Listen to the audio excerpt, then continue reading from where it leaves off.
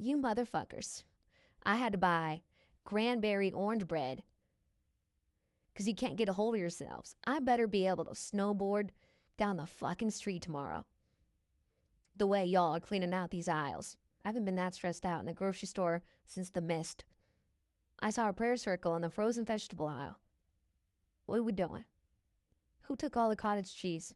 Be honest. I saw two women fight over a carton of eggs because a snowflake about to hit the ground.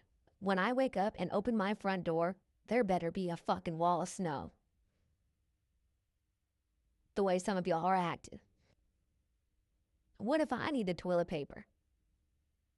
I don't have any toilet paper. Now the only thing I have to wipe my ass with is cranberry orange bread.